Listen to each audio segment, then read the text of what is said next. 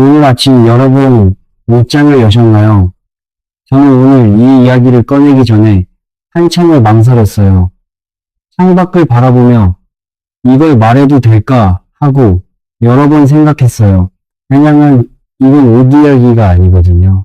옷 정리 방법을 알려드리려는 것도 아니에요.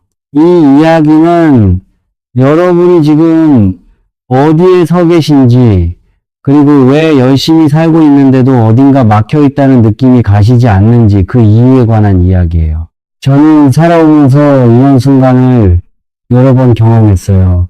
아무 이유 없이 가슴이 답답한 날, 분명히 일도 하고 있고 아무런 문제도 없는데 왠지 모르게 발이 묶여 있는 것 같은 느낌. 앞으로 나아가고 싶은데 뭔가가 붙잡고 있는 것 같은 그 느낌. 혹시 여러분도 그런 날이 있으신가요?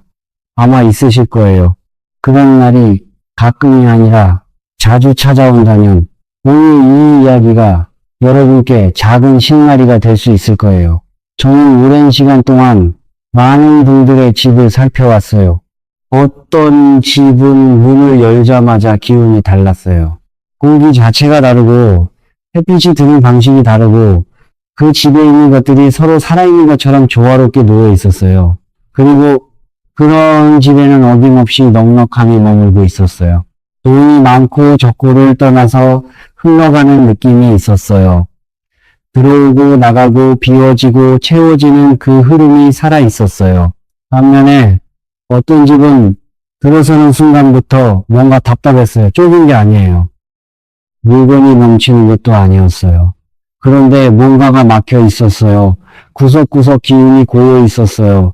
그리고 그런 집에 사시는 분들은 대부분 이런 말씀을 하셨어요. 열심히 하고 있는데 이상하게 돈이 안 모여요. 들어올 만큼 나가고 조금 모이면 어디선가 또 빠져나가고. 왜 그럴까요? 저는 그 이유를 오래 찾았어요. 그리고 어느 날 문득 제가 놓쳤던 곳을 발견했어요. 그건 화려한 장식장도 아니었고 현관도 아니었고 거실도 아니었어요. 옷장이었어요. 여러분 오늘 이 이야기 끝까지 함께 해주세요. 오늘 제가 드리는 세 번째 결말은 많은 분들이 평생 모르고 지나치시는 이야기예요. 이 이야기가 마음에 닿으셨다면 소중한 분들께 조용히 나눠주세요.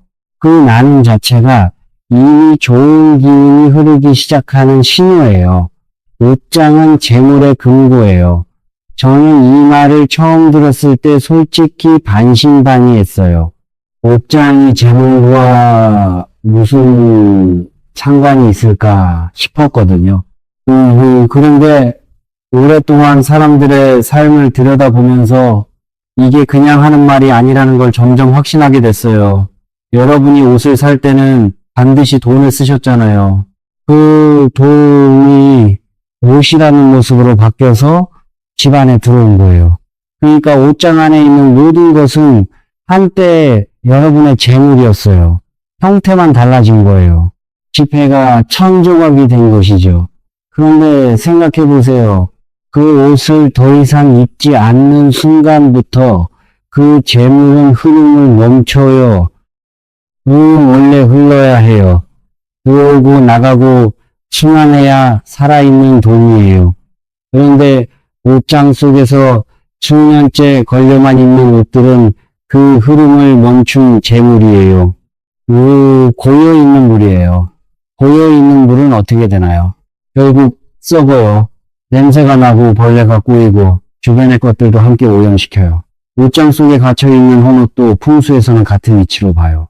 그 막혀있는 재물 앞에서 새로운 돈은 들어올 자리가 없어지는 거예요. 옛 어른들은 믿어왔어요. 비어있는 자리에만 새 것이 들어온다고요. 그것이 가득 차 있으면 아무것도 담을 수 없어요. 은행 금고가 낡은 물건으로 가득 차 있으면 새 돈이 들어올 자리가 없는 것처럼 옷장이 막혀 있으면 새로운 금전운도 머물 자리가 없어요. 오래전에 한 분이 찾아오셨어요. 10년 가까이 작은 가게를 운영하시던 분이었어요. 부지런하고 성실한 분이셨어요. 새벽부터 일어나서 늦게까지 일하셨는데 이상하게 손에 남는 돈이 없다고 하셨어요. 매달 매출은 나오는데 왜 통장은 늘 그 자리냐고 혹시 무슨 이유가 있냐고 물으셨어요. 저는 그분 댁을 한번 살펴봐도 되겠냐고 여쭤봤어요. 그분은 흔쾌히 허락해 주셨어요. 집 안 여러 곳을 살펴보다가 제가 멈춘 곳이 있었어요. 안방 옷장이었어요. 문을 열자마자 퀴퀴한 냄새가 났어요. 빼곡하게 걸려있는 옷들 중에 5년 넘게 입지 않은 것들이 대부분이었어요. 지퍼가 고장난 외투, 보풀이 한가득 일어난 니트, 색이 바랜 바지들이 그대로 걸려 있었어요. 구석에는 신지 않는 신발들이 쌓여 있었고 선반 위에는 망가진 가방이 언젠가 고치겠다는 생각으로 얹혀 있었어요.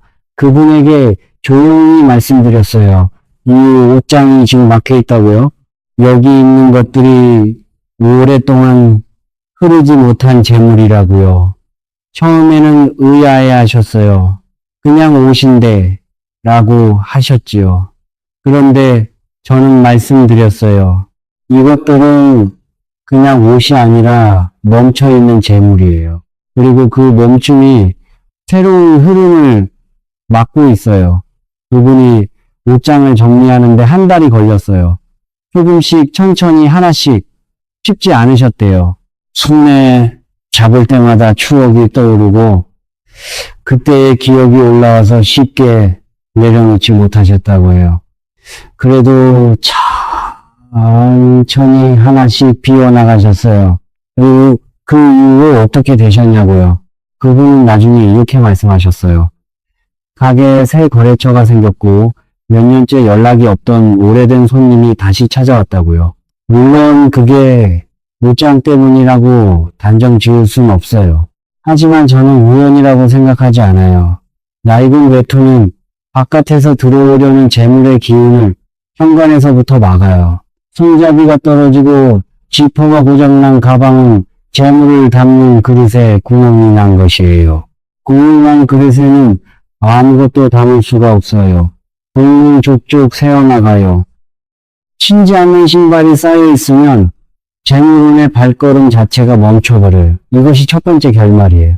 방치된 헌옷이 조용히 오랫동안 여러분 집안의 금전 흐름을 막아온 것이지요. 큰 사건이 아니에요. 하루아침에 일어난 일도 아니에요. 헌옷 하나, 헌 신발 하나가 쌓이면서 조금씩 흐름의 출구가 막혀온 거예요. 그렇다면 버리면 끝인 걸까요? 많은 분들이 여기서 멈춰요. 알겠어요. 버리면 되잖아요. 라고 하시지요. 그런데 저는 그게 전부가 아니라고 말씀드리고 싶어요. 같은 옷을 내보내도 어떤 집은 그 뒤로 재물운이 트이고 어떤 집은 오히려 더 막혀버리는 것을 저는 여러 번 봐왔거든요. 차이는 어디에 있었을까요? 차이는 마음에 있었어요. 그리고 방식이 있었어요.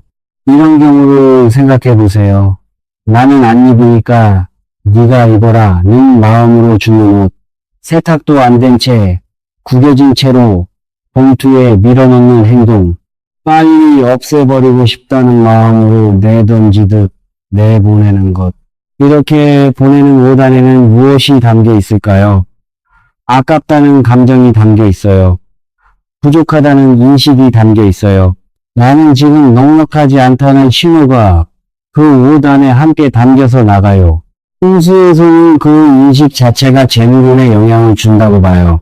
나는 부족하다는 신호를 집 안에 보내는 것이지요. 그리고 더 중요한 것이 있어요. 그렇게 내보낸 옷을 받는 사람이 있잖아요. 그 사람 역시 그 감정을 함께 받는 거예요. 우리가 물건을 주고받을 때 단순히 물건만 오가는 게 아니에요. 그 물건에 담긴 기운도 함께 오가요. 이건 미신이 아니에요. 이건 오랫동안 삶을 살아온 어른들이 경험으로 체득한 지혜예요. 반면에 오랫동안 잘 사는 집들은 헌옷을 내보낼 때도 달라요. 저는 그런 집들을 여러 봐왔어요. 깨끗이 세탁하고 햇빛에 잘 말려서 단정하게 접어서 내놓아요. 그 행동 자체가 풍수에서는 나는 풍요롭다는 신호가 돼요. 내가 이걸 줄 수 있을 만큼 넉넉하다는 인식, 받는 사람이 기분 좋게 받을 수 있도록 정성을 기울인다는 마음, 그게 이미 재물운이 흐르는 방식이에요. 나는 행위가 부족함에서 나온 것이 아니라 넉넉함에서 나온 것임을 집안의 기운이 먼저 알아채요. 그 마음이 먼저 바뀌는 거예요. 그리고 기운이 따라와요. 예로부터 내려오는 생활 속 지혜가 하나 있어요. 옷을 주기 전에 이틀에서 나흘 정도 햇빛이 잘 드는 곳에 펼쳐두는 것이에요. 뜨거운 햇살이 옷에 남아있던 이전 사람의 기운을 자연스럽게 비워줘요. 새로운 주인에게 할 준비를 시켜주는 것이지요. 받는 사람도 마찬가지예요. 누군가에게 헌옷을 받았는데 왠지 꺼려지는 느낌이 든다면 그것도 햇빛이 잘 드는 곳에 하루 이틀 두면 돼요. 햇빛은 가장 자연스러운 정화의 방법이에요. 어렵지 않아요. 특별한 것도 없어요. 그냥 햇빛에 두는 것이에요. 여러분, 옷을 주고받을 때 중요한 건 그 옷의 가격이 아니에요. 어떤 마음으로, 어떤 상태로, 어떤 인식으로 건네느냐예요. 그 마음이 기운을 만들고 그 기운이 재물의 흐름을 만들어요. 저도 젊었을 때는 이걸 몰랐어요. 필요 없는 것은 빨리 없애버리면 된다고 생각했어요. 그런데 시간이 지나면서 나이가 들면서 삶을 더 많이 살아보면서 알게 됐어요. 어떻게 나누느냐가 어떻게 받느냐를 결정한다는 것을요. 내가 내보내는 것들의 온도가 내게 들어오는 것들의 온도를 결정해요. 이것이 오랜 어른들이 말씀해 오신 기운의 이치예요. 이것이 두 번째 결말이에요. 같은 헌옷을 보내도 마음의 방식에 따라 재물은 전혀 다른 방향으로 흘러가요. 여기서 잠깐 멈춰 볼게요. 지금 여러분 옷장 안에 몇 년째 입지 않고 있는 옷이 몇 벌이나 있으신가요? 댓글에 솔직하게 남겨주세요. 그 숫자가 지금 막혀있는 재물운의 두께를 보여줄 수 있어요. 숫자가 크다고 부끄러워할 필요 없어요. 이 영상을 보고 계신 여러분은 이미 뭔가를 바꾸려고 하고 계신 거니까요. 그 마음 자체가 이미 시작이에요. 자, 이제 세 번째 결말이에요. 많은 분들이 모르고 지나치는 이야기예요. 이걸 알고 나면 옷장 정리가 단순히 청소가 아니라는 걸 느끼실 거예요. 진짜 부자들, 오랫동안 넉넉하게 살아온 집들은 헌옷을 정리할 때 순서가 있어요. 아무렇게나 꺼내는 게 아니에요. 기준이 있어요. 세 가지 기준이에요. 이 세 가지 기준을 지키면 옷장 정리가 재물운을 여는 전환점이 돼요. 첫 번째 기준은 이것이에요. 지금의 나에게 어울리는 옷인가? 5년 전 제가 선택한 옷은 5년 전에 저에게 맞는 옷이었어요. 그때의 저와 지금의 저는 같은 사람이 아니에요. 살아온 시간이 달라졌고, 생각이 달라졌고, 바라보는 것이 달라졌어요. 살아가는 방식도, 가슴이 뛰는 것도 달라졌어요. 그런데 여전히 5년 전, 10년 전에 산 옷을 그대로 붙잡고 있다면 어떤 신호일까요? 풍수에서는 그것을 과거에 머물러 있다는 신호로 봐요.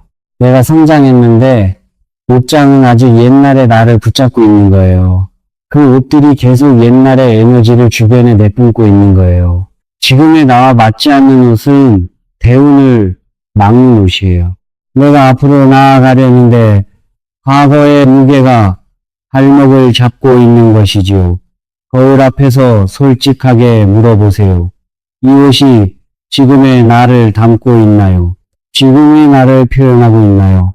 아니라면 그 옷은 이제 흘러가야 할 때예요. 저는 옷이 단순히 몸을 가리는 것이라고 생각하지 않아요. 옷은 내가 지금 어떤 사람인지를 표현하는 것이에요. 내가 나 자신을 어떻게 보고 있는지를 담는 것이에요. 그러니 지금의 나와 전혀 어울리지 않는 옷들이 옷장을 가득 채우고 있다면 그 옷장은 지금의 나를 가두고 있는 공간이 돼버릴 수 있어요. 과거의 무게가 현재를 누르고 있는 것이지요. 두 번째 기준은 이거예요. 이 옷이 돈의 역할을 다했는가? 자주 입고 잘 썼다면 그 옷은 제 역할을 다한 거예요. 감사한 마음으로 보내줄 수 있어요. 오랫동안 함께 해줘서 고마웠어 라는 마음으로요. 그 감사함이 기운이 돼요. 그런데 몇 번 입지도 않고 옷걸이에 걸어만 두었다면요. 그 돈은 흐르지 못한 채 멈춰 있는 거예요. 그 돈이 옷으로 변신했다가 옷걸이에 걸린 채로 시간만 보내고 있는 거예요. 지금이라도 흐르게 해주는 것이 그 돈에 대한 예의예요. 그 돈이 다른 사람에게 가서 역할을 할 수 있도록 흘러가게 해줘야 해요. 세 번째 기준이에요. 새로운 돈이 들어올 자리를 만드는가, 헌옷을 꺼내고 나면 빈자리가 생겨요.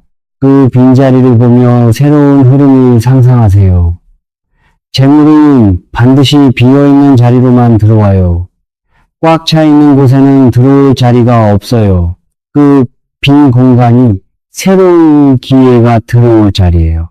새로운 수입, 새로운 인연, 새로운 가능성이 들어올 자리예요. 옷장에 빈 공간이 생기면 공기가 달라져요. 기운이 달라져요.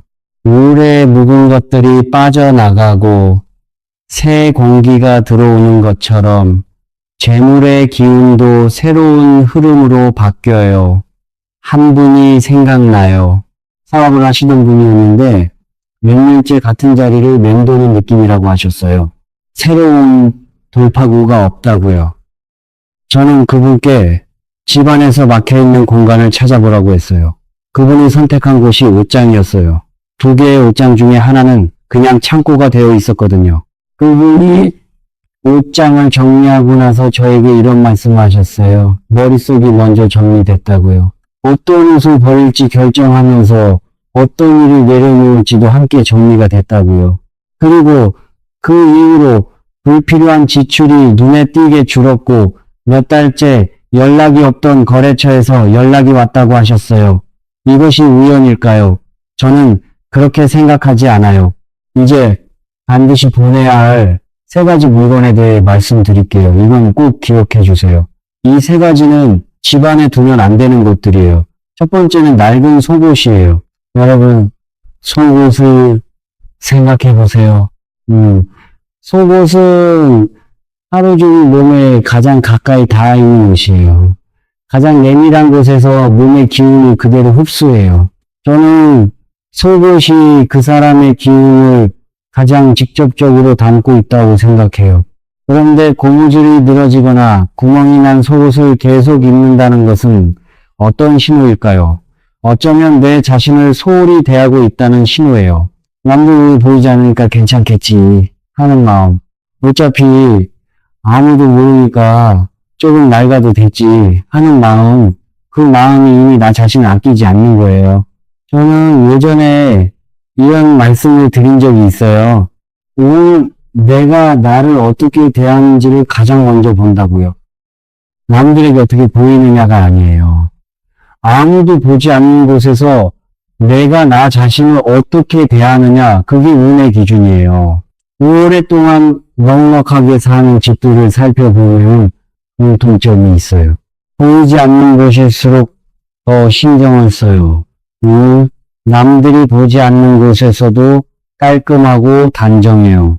왜냐면 운은 남들에게 보일 때가 아니라 내가 나 자신을 어떻게 대하느냐에서 먼저 결정되기 때문이에요. 속옷을 새로 산다는 것은 나 자신을 새롭게 대한다는 것이에요. 나는 이 정도의 대우를 받을 자격이 있다. 그 인식이에요. 그 인식이 기운을 바꾸어요. 두 번째는 망가진 가방이에요. 가방은 풍수에서 재물을 담는 곳이에요. 들고 다니는 재물 창고예요. 그런데 손잡이가 떨어지거나 지퍼가 고장나거나 안감이 찢어진 가방을 언젠가 고치겠다는 마음으로 몇 년째 두고 계신 건 아닌가요? 구멍난 그릇에는 아무것도 담기지 않아요. 죽는 족족 새어나가요. 언젠가 고치겠다는 그 마음 자체가 이미 재물운에 대한 미루는 마음과 같아요. 지금 당장 고치거나 고칠 수 없다면 보내줘야 해요. 그릇을 바로잡아야 재물이 머물러요.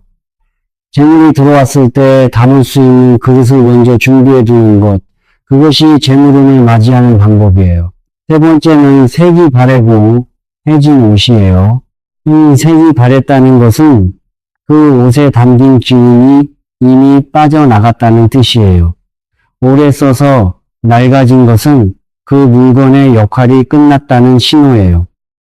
구멍이 난 옷은 목이 새어나가는 구멍이 생긴 것이지요. 집에서만 입는 옷, 잠옷, 집안에서 대충 걸치는 옷들, 이것도 마찬가지예요. 남들이 보지 않는다고 낡고 해진 것들을 계속 입으면 그 기운이 일상 전체를 감싸요. 우는 공간을 가리지 않아요. 보이지 않는 곳에도 머물러요. 저는 이런 이야기를 가끔 해요. 집은 나의 기운을 가장 많이 품는 공간이라고요. 하루 중 가장 많은 시간을 보내는 곳이 집이잖아요. 그 공간 안에서 내가 어떤 것들을 두르고 있느냐, 어떤 것들에 둘러싸여 있느냐가 그 사람의 기운을 만들어요. 집에서 입는 옷이 낡고 해져 있으면 하루의 절반 이상을 그 기운 속에서 보내는 것이에요. 집안에서 입는 옷도 깨끗하고 단정한 것으로 바꿔보세요. 그 변화가 생각보다 훨씬 크게 기운에 영향을 줘요. 잠옷 하나, 집에서 입는 편한 옷 하나가 일상의 기운을 바꾸는 시작이 될 수 있어요. 낡고 해진 것들을 보낼 때 미안해하지 마세요. 감사한 마음으로 보내주세요. 잘 써줘서 고마웠어. 이제 흘러가도 돼라는 마음으로요. 그 선택이 여러분의 재물운을 다시 세우는 시작이에요. 이제 마지막으로 드리고 싶은 말씀이 있어요. 많은 분들이 헌옷을 버리는 것을 손해라고 느끼세요. 돈 주고 산 것을 내보내는 게 아깝다는 거지요. 저도 그 마음을 알아요. 충분히 이해해요. 쉽게 산 물건이 아니었을 수도 있고 좋은 날 특별히 샀던 옷일 수도 있어요. 추억이 담긴 것들도 있어요. 그런데 이미 역할을 다한 것을 붙잡고 있는 것은 돈을 지키는 게 아니에요. 흐름을 막는 거예요. 과거를 붙잡으면 현재가 막혀요. 현재가 막히면 미래가 흐려져요. 여러분 이 말씀을 꼭 드리고 싶어요. 과거의 옷을 붙잡고 있는 것은 과거의 나를 붙잡고 있는 거예요. 그 옷을 살 때의 나, 그 옷을 입고 다니던 시절의 나, 그때의 나는 지금의 내가 아니에요. 지금의 저는 그때보다 더 많은 것을 경험했고, 더 많은 것을 알게 됐고, 더 성숙해졌어요. 비워내는 것은 버리는 게 아니에요. 새로운 나를 맞이하는 준비예요. 지금의 나에게 맞는 것들을 받아들일 자리를 만드는 거예요. 옷장에 빈자리가 생기면 그 자리로 새로운 재물이 들어와요. 이 변화는 거창한 결심에서 시작되지 않아요. 오늘 옷장 하나만 정리해도 재물운의 방향은 충분히 바뀔 수 있어요. 작은 시작이에요. 하지만 그 작은 시작이 큰 흐름을 만들어요. 여러분이 비운 만큼 삶은 반드시 다시 채워져요. 저는 이걸 믿어요. 오랫동안 많은 분들의 삶을 지켜보면서 비운 뒤에 채움이 왔던 것을 너무나 많이 봤거든요. 비웠더니 더 좋은 것이 들어왔어요. 내려놓았더니 더 가벼워졌어요. 흘려보냈더니 새로운 흐름이 생겼어요. 옷장 문을 여는 그 작은 용기가 재물운의 문을 다시 여는 시작이 되기도 해요. 사실 저는 오랫동안 이 이야기를 망설였어요. 너무 단순하지 않을까. 옷장 정리가 재물운이랑 무슨 상관이냐고 하시는 분들도 있을 거라는 걸 알아요. 그런데 저는 경험으로 알아요. 공간이 바뀌면 마음이 바뀌어요. 마음이 바뀌면 행동이 바뀌어요. 행동이 바뀌면 삶이 바뀌어요. 그 시작이 아주 작은 곳에서 오는 경우가 많았어요. 옷장 하나, 서랍 하나, 신발장 하나, 거기서 시작된 변화가 삶 전체를 서서히 바꿔놓는 것을 저는 여러 번 봤어요. 그리고 한 가지 더 말씀드리고 싶어요. 비움은 단순히 물건을 내보내는 게 아니에요. 비움은 나 자신에게 보내는 신호예요. 나는 이제 새로운 것을 받을 준비가 됐어요. 라는 신호. 과거를 떠나보낼 수 있어요. 라는 신호. 지금 이 순간을 살아가고 있어요. 라는 신호. 그 신호가 기운을 바꾸고, 기운이 흐름을 바꾸고, 흐름이 삶을 바꾸어요. 오늘 이 이야기를 들으시고 마음에 무언가 닿으셨다면 오늘 집에 가시는 길에 옷장을 한번 열어보세요. 당장 다 정리하지 않아도 돼요. 오늘은 그냥 열어보는 것만으로도 충분해요. 오랫동안 닫혀 있던 것을 열어보는 것, 그 자체가 이미 기운의 변화예요. 그리고 댓글에 지금 여러분이 겪고 계신 일을 남겨주세요. 옷장 안에 몇 년째 그대로인 것이 있으신지, 아니면 지금 삶에서 가장 막혀 있다고 느끼는 것이 무엇인지, 저는 그 이야기들을 읽고 다음 영상에서 더 깊이 나눠드리겠어요. 이런 이야기들이 여러분께 닿기를 바라는 마음에서 저는 계속 이 자리에 있을 거예요.